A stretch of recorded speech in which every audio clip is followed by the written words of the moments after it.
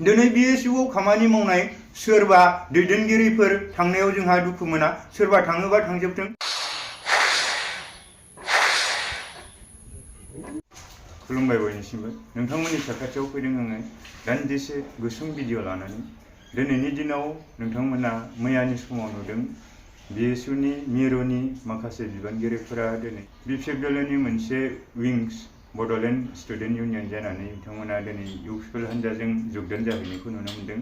दा बे बुब्लियाव जोङो जेबो दुखु फोरमायनो सानाखै आरो बेजोंनो लोगोसे गोबां BSUनि माखासे बिबानगिरिफोरा दिनै गाबोन इउपिपिएल हान्जायाव जयेन जाहैगोन होननानैबो माखासे सुलुंनिफ्राय जों मिथिनो मोन्दों। नाथाय जोंहा बै बिथांमोनखौ लानानै बेवहाय जेबो दुखु फोरमायनांगौ गैया बा BPF दोलोआ बै बिथांमोन गैयैयाव बा बिथांमोना इउपिपिएलजों जगदान जानायाव BPF दोलोआ माबा मोनसे खहा जागोन बै थासारिखौ लानानै जों बे भिडिअखौ बानायनाय जायाखै। जों बानायदों होनोब्ला जों मोनसे बिथांमोननि सायाव रिग्रेट, बिथांमोना जे रिग्रेट खालामगोन, बिथांमोना जे उन दाहा खालामनांगोन, बैनि थाखायसो जोङो दिनै बे भिडिअखौ लाबोनाय जादों। मानोना बिथांमोना दिनै इउपिपिएल सरकारा बोसोरथाम बारलांनायनि उनावसो दिनै बिथांमोना इउपिपिएलआव जयेन जानो सम मोनबाय। जुदि इउपिपिएलजोंनो थानो गोसोमोनब्ला बिथांमोना जेब्ला इउपिपिएलआ सरकार दादोंमोन बै समनिफ्रायनो बिथांमोना इउपिपिएल दोलोआव हेफाजाब होबोनानै खामानि मावनायमोनब्ला दिनै बिथांमोनाबो लाखपति मालिक जाबायमोन होननानैसो जों सानो। आरो दिनैनि समाव दिनै फैबाय थानाय 2025 मायथाइयावनो BTC काउन्सिल इलेक्शना जानो थांगासिनो दं। अब्ला बै बिथांमोना मैया बा दिनै जानो गोनां माखासे BSUनि दैदेनगिरि बिथांमोना बे सरकारनिफ्राय मा खामानि मोनगोन आरो बिथांमोना दिनै जगदान जानायनि गेजेरजों पार हेड बिथांमोना जानो हागौ 2-3 लाख बेबायदि फैसा मोनदों। बेबायदि फैसाजों बिथांमोना सानबैसे जागोन? बिथांमोना दिनै BTCनि मोनसे फरायसा हान्जा जानानै बड'लेण्ड स्टुडेन्ट इउनियन जानानै बिथांमोना दिनै BTCनि थाखाय BTCनि थासारिनि सोमोन्दै बिथांमोना खोथा साननांगौआ बिथांमोननि दायथ'मोन। दिनै बयबो जाम्बा जाम्बि गोरों गोरा बोराय बुरै उन्दै गिदिर बयबो बुंदों दिनैनि सरकारा BTCनि मोनसेबो जौगासारनाय खामानि मावनो हायाखै होननानै। आरो थांनाय 2020 मायथाइनि 27 जानुवारि खालारनि जिथु गोजोन गोरोबथा, बे गोजोन गोरोबथानि गेजेरजों BTCआ थांनाय 2003 मायथाइ 10 फेब्रुवारि खालार खालि BTC गोरोबथा खालामनायनि गेजेरजों जाखिनि पावार एन्ड फांसनफोरखौ मोनबोदोंमोन बैबो दिनै आसाम सरकारजों लांफिनजाबाय होननानै दिनै बयबो गियाथ' बा बयबो मोनथिगौ। दा बे बुब्लियाव दिनै इउपिपिएल सरकारा जे BTCखौ आसाम सरकारनो हरफिननो नागिरगासिनो दं। दिनै जोंनि बे 6 शिड्युलनि माखासे नर्म्सआदि भायलेट जानो थांबाय बा टटेलि भायलेट जाबाय, साननैसोनि उनाव BTCआ स्क्रेप जानो थांनोसै। दा बै बुब्लिखौ नायोब्ला, बैनि सायाव जों नोजोर बोनानै नायोब्ला दिनैनि बड'लेण्ड स्टुडेन्ट इउनियनाव जाय बिथांमोना बिबान लानानै खामानि मावबोनाय बिथांमोना स्टिल एन्ड स्टेडि बिथांमोना स्टेन्ड होनांगौमोन। बिथांमोना गोरा आरो गोग्गोमै गसंथानायनि बिथांमोननि दायथ'मोन।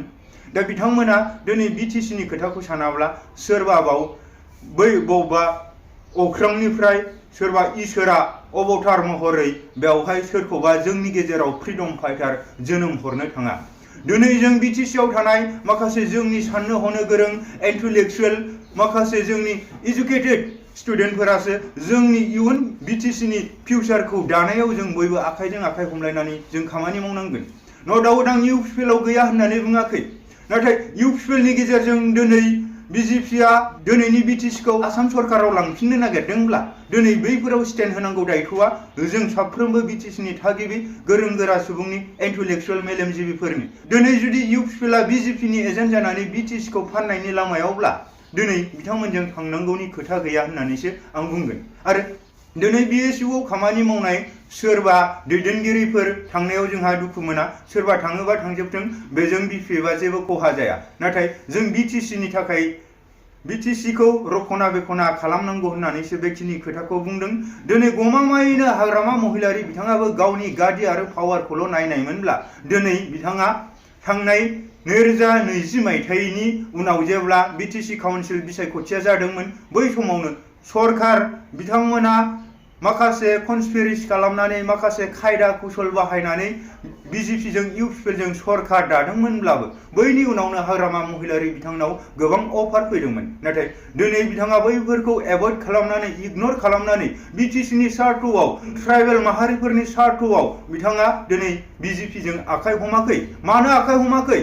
दिनै जोङो नैबे बिटिसिआव थानाय गासिबो ट्राइबेल माहारिफोरा जों दौ दाब्ला जों इक'नमिकेलि जों एडभान्स नङा, जों सामाजिक भाबै दङब्लाबो जोङो माखासे टेक्न'लजियाव एडभान्स नङा आरो थाखा फैसा जेब्ला गैया जोङो बे 6 शिड्युलाव थानाय माखासे ट्राइबेल माहारि जाय जाम्बा जाम्था जेरै मेरै थांनानै थानो लुबैयो, जेरै मेरै न'खरा सोलिलांबानो जायो होननायल' साननाय बैफोरबायदि जों बिटिसिनि थागिबिफोरनि थाखाय हाग्रामा महिलारि बिथाङा स्टेन्ड होदों। थांनाय गोलाव सम 1996 निफ्रायनो बिथाङा बेलथिनि गेजेरजों सोमावसारनायनि गेजेरजों 2003 मायथाइयाव बिटिसि गोरोबथा खालामनायनि गेजेरजों दिनै 2024 सिमबो बिथाङा खैफोद आफोदनि गेजेरजों मोगा मोगि जानानैब्लाबो दिनैसिम बिथाङा बिटिसिनि थाखाय स्टेन्ड होबोदों, बर' हारिनि थाखाय स्टेन्ड होबोदों आरो बे बिटिसिआव थानाय गासैबो गुबुन गुबुन राव रायग्रा ट्राइबेल माहारिफोरनि थाखाय स्टेन्ड होनांगौ जादों। नङाब्ला जोङो दिनै बेफोरबायदि खोथाखौ बुंनांगौ गैया। दिनै जोङो मा नुदों? दिनै प्रमद बर' बिथाङा दिनै बिटिसिआव जौगासारनायनि खामानि मावनो हायाखै। दिनै बिथाङा जि कमिटमेन्ट होदोंमोन सोमावसारनायनि गेजेरजों जों उदां बड'लेण्ड मोनाब्ला माब्लाबाबो जिराया। गोबां समाव गोबां खोथा बुंबोबाय बिथांनि एमएलए एमपि जायैनि खोथाखौ जों बैफोरखौ बुंबाय थानो सानला। नाथाय प्रमद बर'आ जे गिबियावनो गावनि गादिनि सार्थआव जों बर' माहारिफोरखौ जे थगायदों, बड'फानि सानस्रि आरो सान्थौखौ जे बिथाङा फोथैनो थांगासिनो दङ।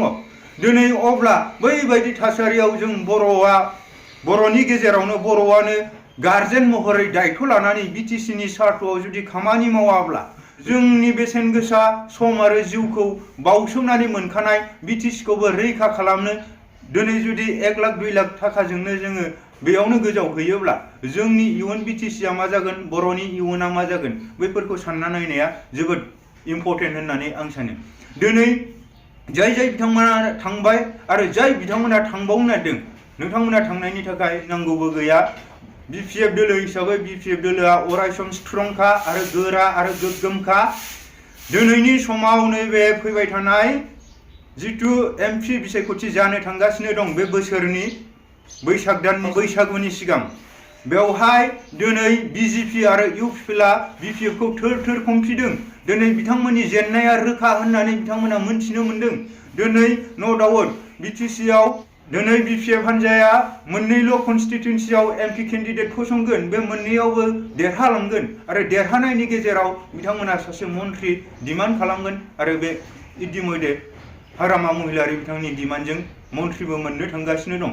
दिनै बिपिएफआ नैबे एमपि बिसायख'थिनि थाखायबो खुनु गिनांगौ गैया, फैबाय थानाय 2025 मायथाइनि थाखायबो गिनांगौ गैया आरो 2026 मायथाइनि जिथु आसाम एसेम्बलि एमएलए बिसायख'थि बिनि थाखायबो गिनांगौ गैया।